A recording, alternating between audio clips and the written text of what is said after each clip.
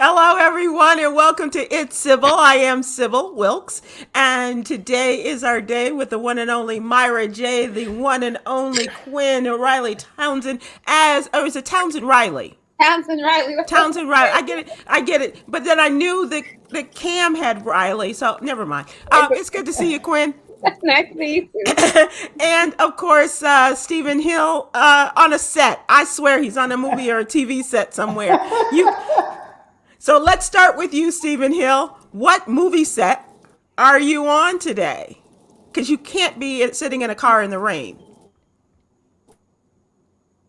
Well, maybe you can, and maybe you just don't want to address us. Okay, so we'll move on. Myra, how are you?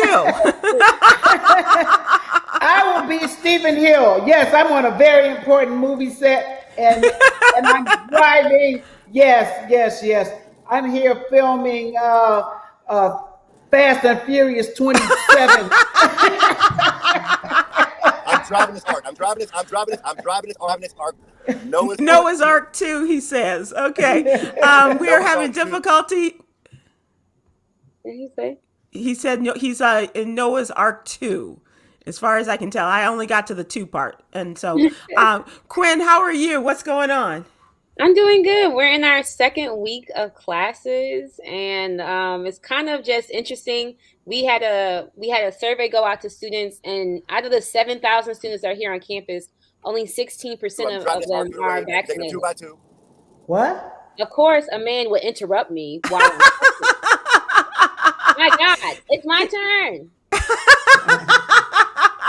Hang on, Steve. We're having some communication issues and obviously internet connections and what have you. So Stephen Hill is frozen for those who are listening. And Kwyn, so tell us, there was a survey? Yeah, so the results of our COVID-19 data was posted today at Western Illinois, and only 16, that's 16% of the 7,000 students that are here are vaccinated. Wow. And is that both undergrad and graduate students? Yes. Wow. It's very, very unfortunate. And it's a drastic difference in comparison. 90% of our faculty are vaccinated. And I'm one of a grad student. It's just kind of like, I don't understand why students are not getting vaccinated, but hopefully with more vaccine drives, more college students do receive vaccination. Yeah, I know that some students have taken the schools to court because they don't want to get vaccinated, and parents, obviously, with high school and grammar school students, there's all of those discussions that are going on with the state as well as the school boards and what have you. But I thought on the college level they might be a little bit more evolved, but as far as being safe, but apparently. Yeah. I think it depends on the university too, because Western is a public university in comparison to private. Like Cornell, for example, didn't allow students to come back unless you're vaccinated. But Western didn't enforce that mandate, so students are allowed to come back if they're not vaccinated. Wow, Western Illinois. Okay, so much for my home state being involved, huh, Myra? Okay. Absolutely. Okay, all right. So let us talk about. I know that. I think it was last week, Kwyn, or a week before last. You were talking about homecoming coming back to us, and you're excited about that. What's the date on that? That is going to be the first weekend of October. Okay, so we got a little while to go. No leathernecks, okay. Oh, homecoming. Do you remember those days, Myra? I do remember homecoming. Oh, nice. Oh, I want to hear your homecoming stories. I got nothing. Myra. I got nothing. Hey, Stephen Hill, can you hear us? Yes, I can. Can you hear me? Yes. Okay, so your moniker is Stephen Noah Hill. I'm driving through this flood. Thank you, Ida. Thank you for the floods, Ida. I was in Tennessee yesterday. Oh my God. They flooded out there. Bonnaroo. They're flooding. So you're just following Ida. You're on the Ida tour, apparently. Yeah, Pete out there chasing a woman. Mm-hmm. Yeah. Vice versa. And I never thought a man like Stephen Hill would have to chase like that. But okay, all right. Okay. He said it has to be the booty. That's what he said last week. Anything for the booty. Well, she does carry quite a bit of wind with her. So if nothing else, so let's talk about what's going on, ladies and gentlemen. Let's talk about this situation that has happened this afternoon in topical news. This is here we are just starting the school year, as young Kwyn is attesting, and a student was killed in Greensboro, Winston-Salem High School this weekend or today. The student died hours after being shot at a Winston-Salem High School, that's North Carolina, and the suspected gunman has now been taken into custody. The young man's name was William Raynard Miller Jr. He was shot inside the Mount Tabor High School shortly after noon, and he died this afternoon. The gunman, they believe, was another student arrested without incident shortly after 6 o'clock, so we're looking at not too long ago. And the Forsyth County Sheriff says it's a sad day, but we will get through this. The officials that conducted the press conference were both choked up, and these are people who, like many of us, send their children off to school and want them to believe that they are safe. And this happens. So obviously this is going to be something of great concern to the people, the lovely people of Winston-Salem. And if you're watching, hi to Karen Johnson, a teacher there in Winston-Salem, or former teacher, I guess, but friend of mine. And it is just so very sad. Schools put on lockdown around all of this. Paramedics treated, and the paramedics say that they were treating students for anxiety as this situation was going on. So I could never imagine this way back in the Stone Ages for me, Myra, Stephen. I don't know about either one of you. Look, this is what we were concerned about way back when I was in school. They were afraid that Russia or Sputnik or somebody was going to drop a bomb, and we would sit under our desk. Remember this? And you had to put your hand over your head under your desk in case. We didn't know that this probably wouldn't have done a damn thing if the bomb came. But as little kids, I remember we used to do the safety drill. It was the brilliant marketing. Duck and cover. Yeah. Duck and cover. Duck and cover is what it was called. Yeah. Wow. We didn't do that. We had Really? We had fire drills, but we didn't have anything with getting under our desk or anything. Yeah, well, I guess Russia had just come out with a bomb or something, and so it was always this big threat of some big explosion thing, and so so we used to practice getting under our desk and doing this, which is also very close to protecting yourself from the boogeyman. And what happens when you stand in front of the mirror and say that one name 5 times? I'm like, oh shit, he been there. Okay. Steve, do you remember? Did you ever have any anxiety or any situations when you were in school? And Kwyn, what about you? Yeah, so Western. Again, we did have an incident last year with a shooting on campus within one of their residence halls. And I remember literally driving to campus with my friends. We were literally about to go to McDonald's until we saw a whole bunch of like ambulances and cop cars on campus. And that's when we got the email from campus safety saying there had been a shooting. And from what we know, that the student, he actually drove all the way. He made it all the way to Chicago. And then his mom had convinced him to pretty much turn himself in. And the shooting was over an interpersonal conflict with his roommate. And he had requested, this is the gunman, the student had requested multiple times to actually be switched from that room because he had been bullied. And so like this was a reported like act of like self-defense against the other resident. And so nobody died gracefully, but it was definitely high anxiety. It was definitely a moment where lots of residents, lots of parents were calling lots of the RAs and RDs on campus, like, okay, what were your protocol? How did the student make a resident? And it was just a very much so a question of like, who actually is at fault for this situation and how could this have been prevented? That's what I keep thinking in terms of this high school student is like, who how could this have been prevented? Who was there? Where were the officials that we invest so much money into, right, to keep us safe, and everything else like that. So Wow. my heart goes out to his family, though. Absolutely. And to all of those folks, I mean, you just don't wake up in the morning and say, send your kids off to school, to high school, to grammar school, wherever. I mean, look at Sandy Hook and say, good luck out there. Right. It's just, well, at least for me, that's not a part of the way I was sent out, and certainly would not be the way that I would address my children, sending them out. Let me ask you this. We do have a death to talk about, and our condolences go out to reality TV star Nene Leakes on the death of her husband, Greg. He passed away at the age of 66 today after a colon cancer battle. Battling colon cancer for the past few years. They were married for 20 years, according to the representatives. After a long battle with cancer, Greg Leakes passed away peacefully in his home, surrounded by all of his children, very close ones, and of course his wife, Nene Leakes.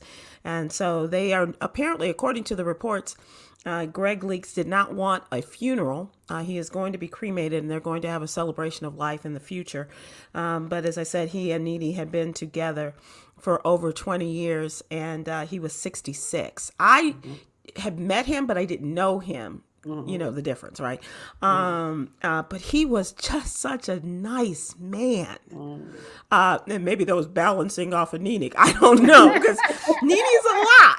Nice too. She is, yeah, but she's a lot, Kwyn. Yeah. and I don't want to take anything away from from the solemnity of this, but he was just such a lovely man, and he took care of her, like I think like people, like women want to be taken care of, like men want to be taken care of. He was that kind of guy for her. And also a number of people sending their condolences today. As a matter of fact, Andy Cohen, who of course the head of Bravo, said that he is heartbroken. I am heartbroken over the passing of Greg Leakes, a wonderful man. I jokingly called him Pastor Leakes, but in truth, he was a strong voice of reason and commanded great respect among the entire Real Housewives of Atlanta team. I'm sending love and strength to Nene Leakes and the entire Leakes family. And that was nice. Very nice there. Steve, in all of your travels, you ever run into Nene and Greg Leakes? I did indeed, and you described it perfectly. They balanced each other. He was the calm. He was the eye of the storm, and she was the storm. Yeah. It felt like a union that really worked well together. So yeah, condolences to the family, the entire family. Yeah, and once again, we're talking about something just as we just had the 1-year anniversary of the death of Chadwick Boseman from colon cancer. Here's a situation where Greg Leakes' initial battle with cancer began with the colon. So please take care of yourself. But the good news out of that is that since Chadwick Boseman's death, the increase of Black men going and being screened for colon cancer, even before the age of whatever the recommendation was for Black men, the younger cats were out there who are really going and doing their due diligence in terms of being tested. That's really good. Mm-hmm. Yeah. So, Stephen Hill, we didn't get a chance to ask you what's going on in your world besides. I mean, I know you're chasing a storm. Anything else? I think he's stuck in the storm and stuck on the internet for right now. So. Oh, Stephen Hill. All right. Okay, you guys. So let's talk about some other things that are going on. And Kwyn, we will address your story. But I do want to talk about the great state of Texas, where it's just going to hell. Can I just tell you, it's going to hell here. Of course, this week, the House and the Senate have passed the voting suppression bill in the state of Texas that is now on its way to the governor's desk. And we know that what has happened with that. Overnight, the abortion bill in the state of Texas went into effect. This is the most restrictive abortion bill ever. Mm-hmm. This is where they are declaring that no woman can have an abortion, can have a procedure done after 6 weeks of pregnancy, the amount of time in which most women do not even know that they're pregnant. This is the heartbeat law, as they call it. Yeah. And on top of this, in this state, they are allowing people to be bounty hunters, if you will. If they see, if they know of, if they hear word of anyone who is performing, helping someone. Yeah, helping, not even performing. You're right. Helping someone to get this procedure done. They can report them, and they may be compensated for it. This, it just boggles the mind, first of all, for a group of people, the conservatives, who don't want the state or the federal government to have any control over their over their lives. They don't have a problem with telling women, Black women, how our lives should be run. If you don't want us to tell you how to wear a mask, what in God's name makes you think that you can tell us what to do with our bodies? If you don't want to have vaccinations a part of the entrance to schools, to offices and jobs, what makes you think you can tell us what to do with our bodies? I can just see Karens losing their freaking minds right about now. It's interesting you brought up Karens, because I saw a tweet that said that it was majority white women who actually voted to pass this bill. And again, 53% of white women voted for Trump. It's just like, y'all keep ruining the world. I don't understand how we let it slide. It's just, I don't get it. And if this doesn't compel people, push people, make them get off their butts and go and register and vote, I don't know what else will. I don't know how much further we can go. If we can only get in line for 1 minute, we have to be in line for that 1 minute that we're allowed to vote. Whatever it takes. If you need the government ID, let's get together and make sure that everybody has a government ID. They just can't use a utility bill. They can't use a school ID. Whatever it takes, whatever things you're going to put up there to prevent us from voting, let's knock it down and let's just keep on moving, because something has to be done. This is just, I thought Mississippi was bad. They had the 15-week abortion bill, which is now going before the Supreme Court in the fall. Yeah. This is unbelievable. Michael Stallworth says it's the grand old patriarchy thinks that they should only be in control in government. Not only the patriarchy, but as it's the GOP, the grand old patriarchy. You're right. But as Kwyn said, Michael Stallworth, that it was mostly women, white women, who are voting for this. I would like for a bunch of women, part of the patriarchy. I would like for a bunch of women in the legislature to get together, and we need to compose something about the Wee Willie law, because damn it, if they, to me though, it is many times this has been proposed by men, a bunch of old farts who will sit up and tell women what to do with their bodies. Then I'm like, okay, well, let's flip the script, and we just need to get together and say, no woodies in the morning. Now, just bam. Sounds pretty freaking ridiculous, doesn't it? That's how it sounds to us. That's just how freaking ridiculous it sounds to us. It's like, just get out of our business. Get out of our business. Man, Joe, get you some business, okay? And leave ours alone. I think also, it's just a reminder that it's not only, it's similar with racism, right? It's not only white people that can be anti-Black. Black people can also be anti-Black, the way that we police ourselves. And so not only is it men that have voted for this, but it's majority women that are policing women's bodies, women that don't believe women should actually have the choice to do what it is that they want to do.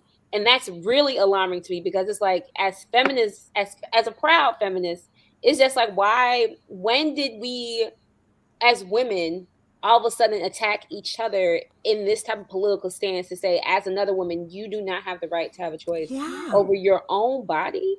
Like, when did this? Well, they better be careful. And the Ms. super, Bradham on YouTube says, well, they better be careful what they ask for, because when their white daughters start having more Black and Latino babies, we'll see how quickly they will be to reverse the law. I've heard that, and I believe, I'm with you, Ms. Bradham. I absolutely believe that is going to be something that is going to change a lot of minds and a lot of votes, or they're just going to find, their daughters to taken out of the state and have those procedures. Yes, Myra. and the super evangelicals, because they were the ones who got behind Trump. When Trump said he was pro-life, and I actually know people, Christians, bless their heart, Black, who voted for Trump because of that number one reason. Yep. That's the number one reason, period. Yep, absolutely. Which to me didn't matter what else he said, but nope, he pro-life, and I'm pro-life, and that's just that. That's period. right. That's right. It's time for us to ask what's really going on. Previously, we asked people why people are so angry. And that's what's really burning your butt these days. Are you angry? What's really making you angry? In other words, Kwyn, what's burning your butt? That's what is in my head. Today, we're flipping this and asking, I know as we've had these stories, but what is really bringing you joy these days? What's your happiness that you're finding? And I also want to give an update on if anybody wants to go answer that. I also want to give an update. You know it's my phone. I don't want the freaking car warranty. Right. One of the stories that we talked about previously that made me angry was this young man who is a reporter on NBC. His name is Shaquille Brewster, and he was he's just done such phenomenal work over the last however many years he's been on the national beat. For the past year, he was in Minneapolis covering the George Floyd case, from the murder up until the decision was made in the Chauvin case. So now he is on Hurricane Ida duty, and he was in Mississippi, Gulfport, the other day. And this man just pulled up in this big old white Ford truck, pulled off the road, and Shaquille could sense that something was happening. And it's not Shaquille O'Neal, Yolanda, it's Shaquille Brewster. It's a different Shaq. So you could hear him pulling up, and Shaquille got a little flustered, so he moved the positioning of as he was doing his live report. And this man came up and confronted him in his face. And we're like, what the heck is going on? Well, they cut to Craig Melvin took him out, and they cut to something else.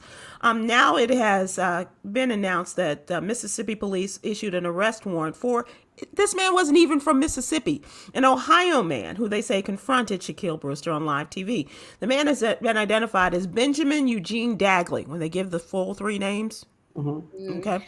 Of Wooster, Ohio, will be charged with 2 counts of simple assault, 1 count of disturbing the peace, and 1 count of violating an emergency curfew. He could also be found in violation of his probation in Ohio. And the fact that he got arrested, Sybil, that brought me joy. That brought me joy, Myra.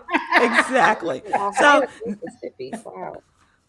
Say what, sweetie? From Ohio to Mississippi? I know. So I don't know. Obviously, I don't want to make fun of people who have some sort of mental condition. And he's on probation. So, if he, whatever that is, but that's exactly what made me happy. And I got to tell you, full disclosure, I don't have a lot of days of happiness and joy these days. I haven't for the last 18 months or so. Let's just put it that way. I've had some moments, but continuous and long lasting, not so much. And this came about as a result of what Yolanda likes to call the walk talk or talk walk that we do every night with the dogs.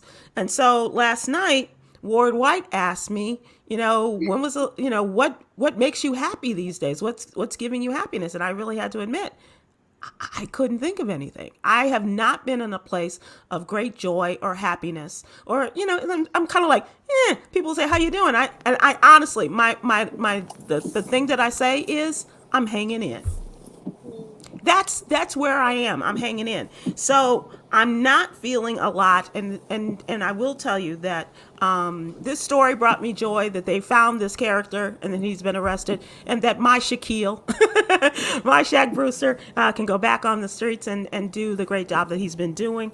Also, what brought me joy? Huh? Yeah. Go ahead, Steve. No. Because the question is for you. I heard you talk about how you weren't feeling well, and and I had to pull the car over, get myself some great lighting. And it is good lighting. We're not. You can't just skim off that surface. Like, is there a path to joy? Is there a path to more joy other than people acting stupid and almost getting beat up on TV? What's your path to more joy? What's your path to more joy? I don't know. I feel like I'm stuck. So I don't know what my path is. And I think that's what Ward was trying to get to last night. And it's something that I've been thinking about. And so when I say I'm stuck, that's, when I say I'm hanging in there, I really am hanging in there. I'm not sure what my path is. But and here's the other thing, and this is really not meant to be a therapy session for me, you guys. But and I hope you can identify with this. But I really do in my prayers every day. I say, God, please give me some direction. Give me, and let me, but more to the point, let me hear you. And I don't. I'm not hearing him. And so that's where I am in my search for joy, Stephen Hill. Are you happy? Not even I know. Close. I know. Okay, but while you're waiting to hear, are there things you're doing differently to attempt to like just a different thing that might bring joy, right? You don't know. It may not. Yeah. Is there something you're doing differently? No, I'm not. And that's a good point. And so I will take all suggestions, because my love language is giving and doing for others. And so I have not. And so that's where I am. So let me now ask you all, what about joy and happiness in your lives? Young Kwyn? Yeah. When you just brought up that moment, it just made me think of where I was in grad school last year. I was very much so stuck, and I was very much so overwhelmed. But one thing that helped me, at least like what my mom told me to do, is start naming at least 5 things every day that I'm grateful for. Mm-hmm. We used to have to do that too, the roses and thorns. Yes, not even just thorns, just like, okay, God, I'm grateful to move my body. I'm grateful that my mom is answering her phone. I'm grateful for food. I'm grateful for these things. And starting off in like a humble way of noticing that, like, I can always, literally every day, I can always name more than 5 is some type of basis of joy for me. But I saw my godson for the first time last weekend. And so that's really cool. My girlfriend and I are doing great. I'm releasing a poetry album at the end of the month. Nice. And what else? I mean, there's some good things, and there's some, life things. But like right now, like I'm in a good place. Doing stuff like this with y'all, like it brings me joy. It makes me feel valuable. And so yeah, and Sybil, I hope you find I'm a girl. Give me a good vodka tonic at some point. I'm gonna go and I'll be fine. Go for drinks in Chicago now. I'll take you down to Riverwalk. Let's meet up and do that. Carmelita Cavness says, I'm with you, Sybil, on YouTube. So Carmelita, let's work to do this and to get out of this space. Yes. Don Watson on Facebook says, Sybil, you are not alone. Stephen Hill, you got a lot. You got a lot of joy in your life. So I determined, but you always do. So the short version, because I won't take it up. I was fortunate enough to decide early in my life that I was going to take joy and fun over money. And so I made some decisions early, like in my early 20s, that got me to the short version is I was in a banking career that in the end of the 80s, when everybody was like, I'm getting all the money, that was pure. And then I had the opportunity to work at a daytime radio station in Boston, take a pay cut to do that with no job security. And so under the age of 30, I decided I'm going to go do that thing because that's going to bring me fun. I can eat ramen noodles, Cheerios, what it is for the rest of my life, but I want to enjoy it. Now, luckily, it led to something. Papa Do's. I hope y'all heard that. Trust me, that brought me joy. In my first radio salary, I couldn't afford Papa Do's. Okay, I understand that. So I have been very fortunate to be able to access joy pretty readily. Now, that being said, I went through a period where that became tougher to do, and I admit it. And therapy and little medication helps, and so I don't shy away from that. And right now, in this moment, I dare say I'm the happiest I've ever been in my entire life. Wow. My professional life is lining up. My personal life is at an all-time high, and I'm able to receive it all. And even on days when things go badly, I'm able to go like, "Oh, that's really messed up. All right, tomorrow." So, that's mine. That's awesome. That's awesome. Myra, I see you being very contemplative. Yes, which is scary for everyone. No, I actually did sort of like you did this mental assessment. And a year ago, I was in such a freaking dump as to, the state of the nation, 45 as president, we're in the middle of a pandemic and blah, blah, blah. Here we are a year later, and I feel like, okay, we're still in the pandemic, stuff is kind of still crazy.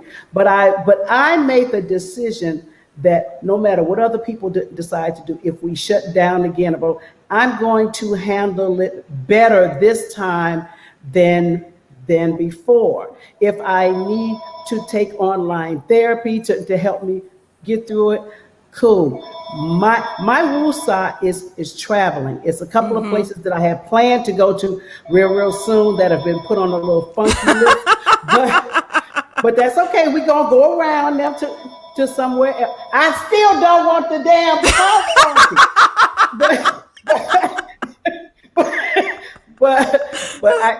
but it's already made me feel better knowing that I'm in a better place than I was, and I plan to be in a better place in the future than I am today. And that gives me so much peace. It really does. Yeah. That's awesome. That's awesome.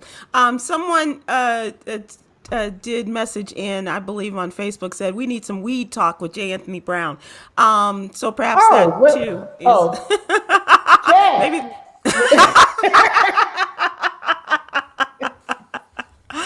Let me tell you a couple of things that have made me happy. I don't know if you all have seen this, but there's a young man by the name of Jabari Banks. He's an actor, and the video, you saw it, Steve. So you know this guy? Yes, I don't know him, but I know the story. Okay, so you tell from your perspective, because I'd love to hear from the professional. As I understand it, Fresh Prince of Bel-Air has been a fantastic, wonderful comedy series. And then someone reimagined what would it be like if Fresh Prince of Bel-Air was a drama. Like, what if it was really a guy from the hood of Philadelphia who went to Beverly Hills, and if it weren't just comedic, if it were really what real life could be like, and they imagined that. Will Smith saw it, loved it. His Overbrook Entertainment brought it over and started developing it. And I believe Jabari Banks is the person who's been picked for the Will Smith role. And so I love, so a lot of times you hear about things that are in development and they're moving and then they don't go anywhere. I'm still waiting for the Wanda versus Shanae movie. That was announced in 2009. I'm still waiting. Right? So when they start casting and when you start hearing actors' names, that means the balls are really rolling. So that's why it got all this for me, because it means it wasn't just talk. Now there's action. Right, exactly. Which a lot of talk in Hollywood and not as much action as you'd like to see it. And this kid looks so much like Will. When you saw them, it was like, Will, anything you want to tell Jada and the rest of us? Any possible entanglements we should talk about? Okay. Hello, August.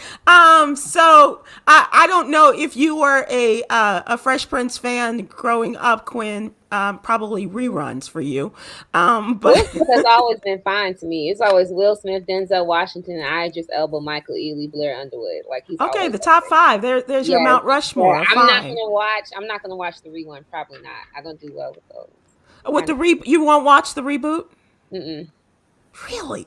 I'm really looking forward to this, Steve. There's so much other good TV out here right now. There's a lot of good TV, but for nostalgia's sake, as well as a different angle on it, I'm really looking forward to it. Yeah, yeah. Myra, what do you think? You've been a part of, you were probably down the hall from them when they were doing when they were doing this show. No, they were on a different lot Okay. at the time. But I think it's a great idea. I'm not that familiar with the young man's work, but he really does resemble Will Smith. So, and Will Smith, I give him so much credit. I remember back in the day, other hardcore rappers wanted to dog him like, oh, he ain't a real rapper, yada yada yada. And I used to sit back like, but Will making money moves, y'all. Okay. He's doing 6 degrees of separation while you standing up in a wife beater yelling at a crowd out on the corner. So I always respected him as a very smart businessman in the entertainment business. So I'm really looking forward to this project. Yeah. Yeah, I am too. What excites you, Kwyn, in terms of television and movie watching these days? Because I was excited by the fact, not by the movie itself, but by the fact that a Black woman made history this weekend in directing Candyman. I still haven't seen it yet. I'm gonna see it this weekend.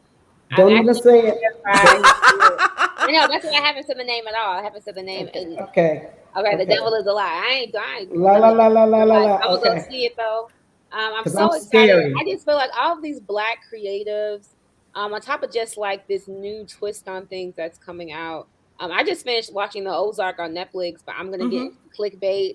And then from there, I want to watch The Chair with Sandra Oh. So I'm usually on Netflix and Hulu, especially after Shonda Rhimes canceled How to Get Away with Murder. So I don't really watch cable television unless it's This Is Us, which I think This Is Us is brilliantly written. I love the script on that show. I loved Watchmen. I love Lovecraft Country. And there was also another show my brother had me watch. As an old guy, I think it's fascinating that you conflate cable television and broadcast television into one entity, right? So you listed off Lovecraft Country. Yes. How to Get Away with Murder. And you said This Is Us. This Is Us. Yes. And there was something else that's on cable. How to Get Away with Watchmen. No, Watchmen's cable. There was another broadcast show you had. Okay. Watchmen. I'm sorry. Yes, Watchmen. Yeah. And so how you conflate cable and broadcast together, where we as more seasoned people definitely see the difference between the two. I mean, I didn't grow up with cable until by the time I got to college, my mom finally had the money to go ahead and do it. So I was just thinking of TV compared to streaming services. Right, and we are people who were having before cable television. So there was broadcast. And then it was cable, but to you, it all came through one cable. That's part of it. Cool. Got it. Okay. That's really interesting. I agree with you, Steve. And Myra is one who has worked in the business like Stephen Hill on the broadcast and cable side of it all. You definitely could write the history of how these things have changed. It has changed so much for the better. For the better. Just a real quick history. When I wrote on the first season of Martin. It was my very first job as a television writer. I had no idea what the hell I was doing. But I remember Martin Lawrence getting into this big argument with the network because he wanted Shanae to say ass. It was in the script. And the powers that be, back then, ass was like, oh, no, you can't say ass. Yeah. And so The Simpsons was on. The Simpsons was a hit. And one of the writers brought up the point that said, Bart Simpson says ass. And the network Big Suit said, but Bart Simpson is not a real person. And everybody looked around and went, Shanae is not a real person. The hell's wrong with you? So we ended up winning that argument. But now as you flip to some, 20 plus years later, but that was a big thing. Literally, we had one ass per show. Wow. And me being the new smart mouth writer, I asked them So if we don't use our ass, do we lose our ass, or can we save our ass to the next show? They didn't think it was funny. Brilliant. Positively brilliant. And that's why you are such a legend. And All that's right. why my ass is sitting at the house right now.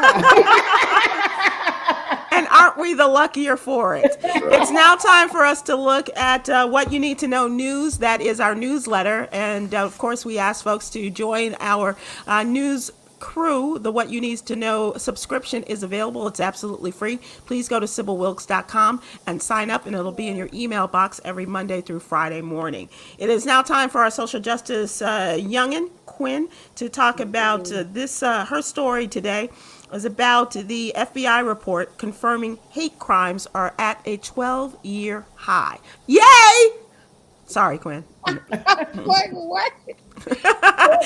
News reporter today. Okay, all right. Hate crimes in the United States have reached the highest point in 12 years, the FBI reported Monday. The rise in hate crimes in 2020 was propelled by increasing assaults targeting Black and Asian people.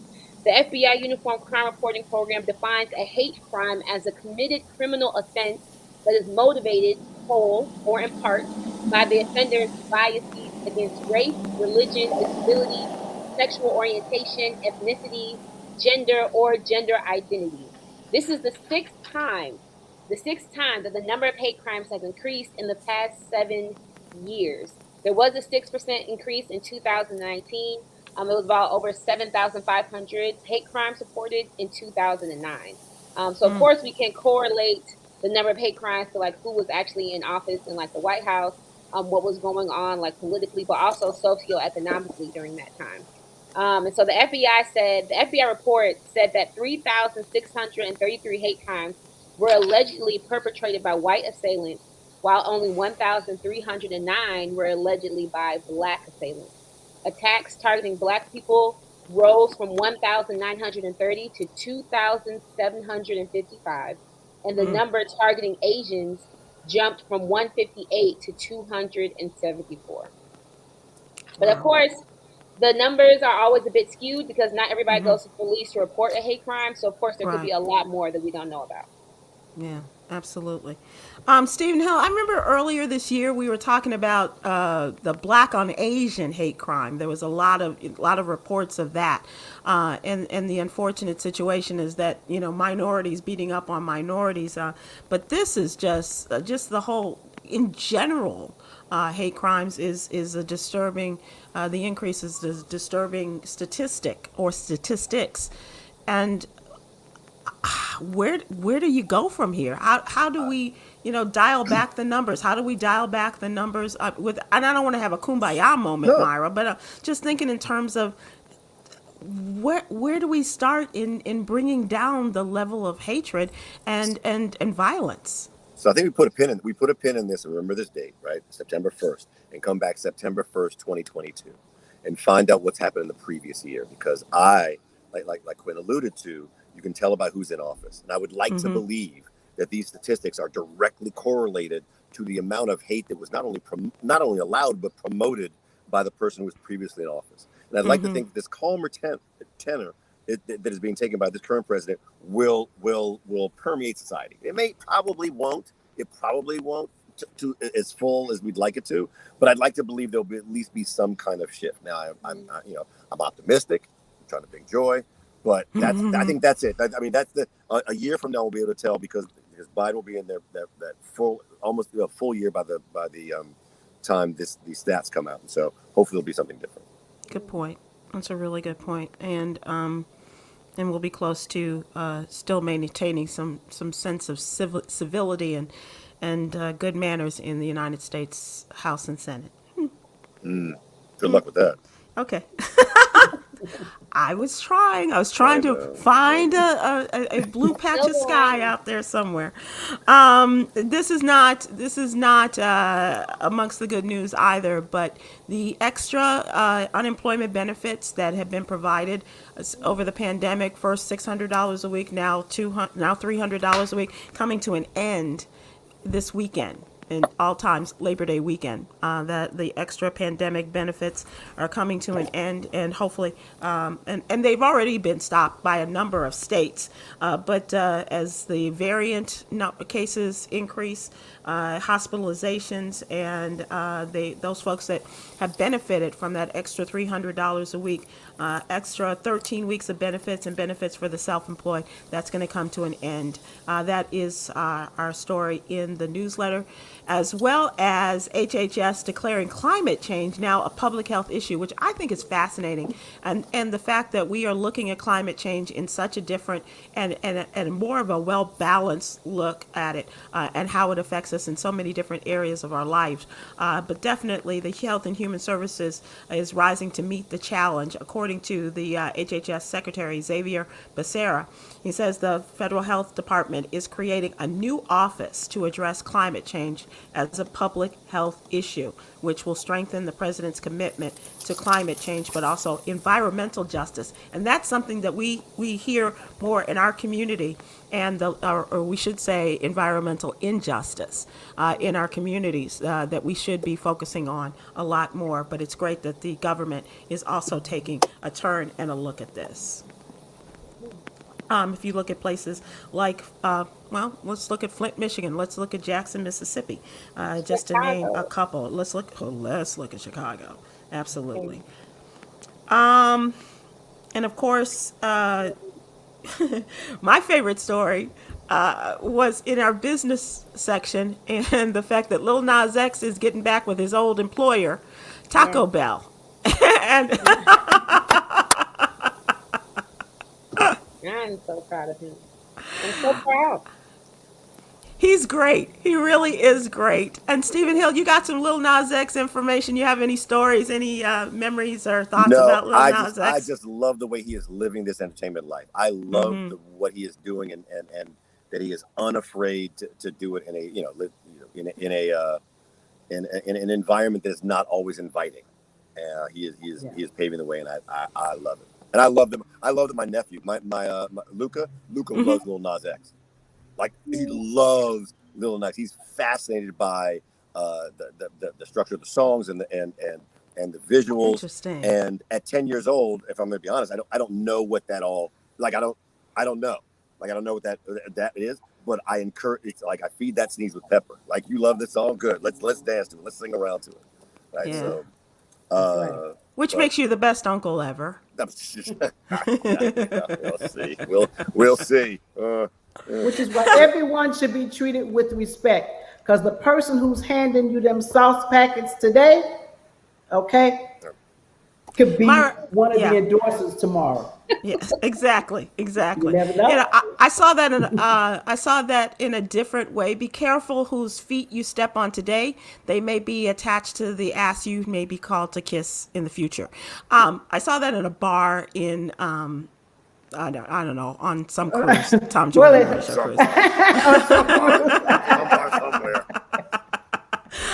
But you're absolutely right. Here's a guy who worked at Taco Bell in Atlanta growing up, and now he is back with them, a full circle moment, if you will.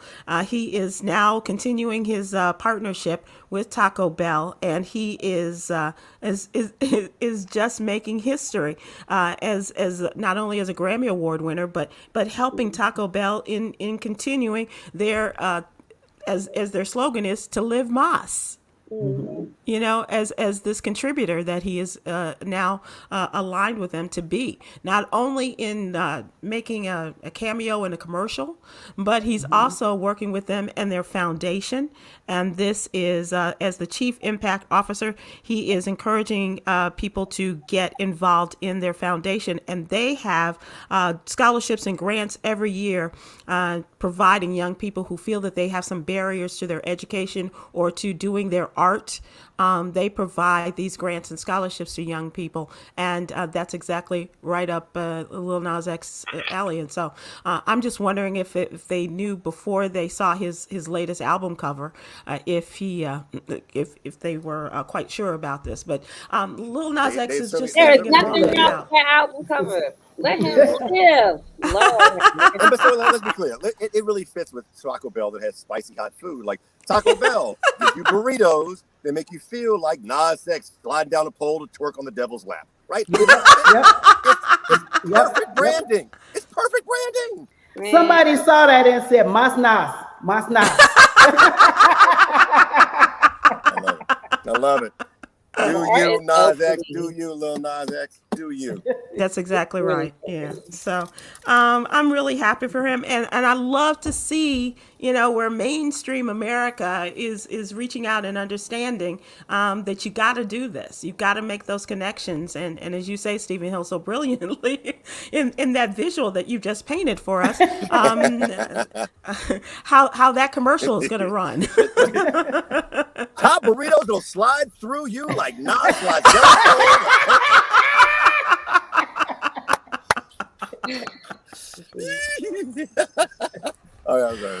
Okay, so let me ask you guys this. If you were to go back to your old employer, or if your old employer was to seek you out, what would be that job? Is there a company that we know of?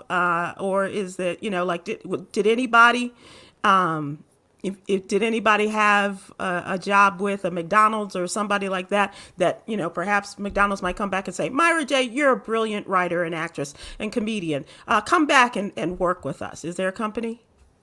I did work at an advertising company. I don't even know if they're still around, Daly and Associates in Los Angeles. And I went there because I wanted to be a copywriter. So I thought, and for many reasons, I was never given the opportunity, although I did end up winning a Belding Award after I left there. And the Belding, that's like the Oscars of the entertainment thing. And I was just so proud that I knew that they knew, but I called back just to ask them, did y'all know I won a Belding Award?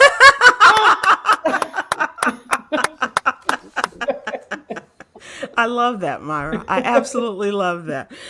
Stephen Hill, what about Roy Rogers? Did they ever ask you to come back as Black Woody? They did not ask me to come. They asked for the hat back. And I was like, I made that hat famous. I made that hat famous. Hey! Kwyn had to sit back on that one. I need some distance. Hold up.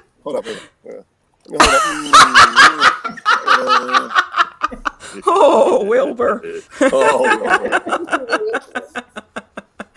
All right, let's talk a little bit of entertainment. And Steve knows more than most that Elton John is one of my all-time favorites. One of the best shows I've ever seen. Stephen Hill took me to see Elton John, just Elton John on the stage with his piano.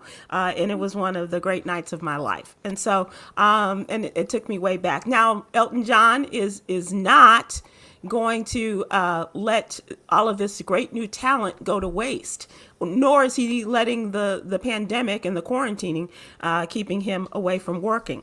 So he is releasing an album of collaborations with artists from several generations and genres, according to the report, including Nicki Minaj, Young Thug, Miley Cyrus, the aforementioned Lil Nas X, Stevie Nicks, and my other favorite, Stevie Wonder. Yep. Oh, wow. So this album of collaborations, as I said, they're called the lockdown sessions. And as I said, these will be all collaborations featuring Elton John with these artists. And one of them, I didn't, but I get it. The late Glenn Campbell, who was a brilliant songwriter. From what I understand, he and Mac Davis were really quite good together. And so it's going to be released in October. And he said the pandemic project was sponsored by him having to pause his Farewell Yellowbrook Road tour. And by his talk show, he got to know many of the artists that he would like to work with. And that's how it all came about. Cool. So so go ahead, Steve. Well, the Glenn Campbell thing doesn't surprise me, really, because if you understand the outfits that Elton John wore in the mid-'70s, he was indeed the original rhinestone cowboy. He was. You're right. He was indeed. You're absolutely right. Let me ask you guys, have you thought, I like collaborations myself. So some people, some work, some don't. But are there collaborations, Stephen Hill, Myra, Kwyn, that you all would like to see, some artists that you'd like to see work together? Well, it wouldn't happen now, but oh gosh, what's his name? Oh my God, Max. I would have loved to see Maxwell and Prince because I thought they had such similar sounds. But what's the guy under Maxwell? Is it Ro James? Ro James, yeah. Mm-hmm. Ro James, whose aunt worked with Prince, right? Really? Wasn't his aunt Rosie Gaines? I didn't know that. Well, I did not know that either. I want to say, Google it. I want to say, and Yolanda, maybe look it up for us. I want to say that Rose's aunt is Rosie Gaines, and so I think I see that absolutely. Because I would say Ro James and Prince. That's what I was going for. Yeah. Steve, what about you? There's so many. I know. That was tough. Sade and Anita Baker come to mind at first. That's my first one. Oh my gosh, I can't even. Jeez, I mean, like live and Michael Jackson, Prince. I always wish bad had come together, and I wish at least they recorded it to throw it away. So, do you think it might be in the vault somewhere? No, they never recorded it. Oh no, they never recorded it. It was. It has been described to me as one of the more awkward dinners of all time. Okay, I'm not name dropping it, but it's like Quincy Jones told me the story once, and the way he put it is like it was so awkward, and then Bubbles came in and saved the night. I swear to you, it's not a joke. It was like it just broke the tension. There was tension, and he's like, and who knew Bubbles will bring that? That's not a joke. Hilarious. So Kwyn, we have a couple of suggestions there. Who do you like? Who would you like to see? And it doesn't have to be, generational, but who would you like to see do a collaboration? Well, generational, I was definitely thinking of Stevie Wonder and Aaron Allen Kane, who has this really beautiful, beautiful voice that I think matched with Stevie Wonder's like honey type of melodic type of tone would really make a wonderful type of song or album. But honestly, just off bat, I would love to just see Beyonce do another song with like Kelly Rowland or another Megan Thee Stallion collab. I need something that's proud and feminist after Texas to try and take away my vagina. So I would like to see that happen. Well, we'll do all. I'll do all my part politically to stop that from happening. Stephen Hill, maybe you can help with the musical collabs. Rochelle Farrell and Lettucey. Ooh, nice. I like that. I thought, Myra, you might talk about Indigo Cello and bring her. Yeah, I know. Yeah. Yeah. I got to see her live, and Shaka Khan was in the audience and came up and performed with her. Magic, absolute magic. Yeah, wow. Magic. One of the great, just off the cuff, kind of spur of the moment things was Shaka Khan and Kim on the cruise. Yeah. She was in his audience and went up and sang. That was magic for me. That was absolutely magic. All right, ladies and gentlemen. Oh wait, I do want to know. Okay. I would be missed if I didn't say there is a collaboration that I want to see badly, and you'll be able to see that collaboration on the American Music Awards, November 21st. November 21st, a collaboration like you would never believe. On the American Music Awards, November 21st. And you're not going to tell us who it is. Nope. Can't do it yet. I was going to ask, do y'all think but it's bananas. It's bananas. It's bananas. I forgot all about it. Hang on. Listen, Kwyn? I just want to know if y'all actually think Mary J. Blige really can sing. Or y'all think she can just write music? Wait, do I think Mary J. Blige, is that a trick question? That's a yes. No, that's a real question. Do y'all think she can sing? Or is she just a great entertainer? So do you define singing by hitting every note perfectly or being able to convey emotion through your voice? Ooh. You know what? That's another show. Taking myself out? Because By the clock on the wall, I promise we will revisit that. I promise. We don't have time. And thanks for asking that really hour-long question at the last second, Kwyn. Thank you so much.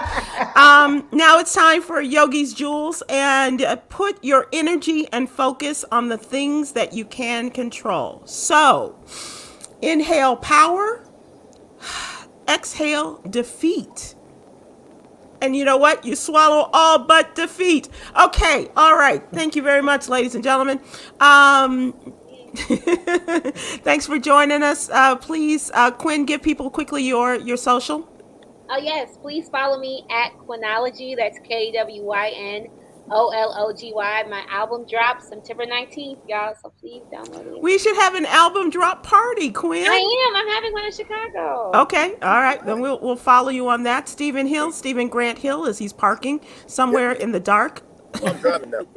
You can find me in my new with all this rain, my new thing is Stephen's got an ark at home. So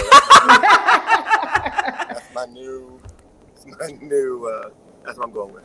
Okay, and Myra, your confusing social. Oh, it's not confusing. It's Myra J, last name Myra J backwards, which is Jarym. So it's Myra J, Jarym. And yes, I friend everybody. So that's how she became high school prom queen. Okay. Bye, everybody.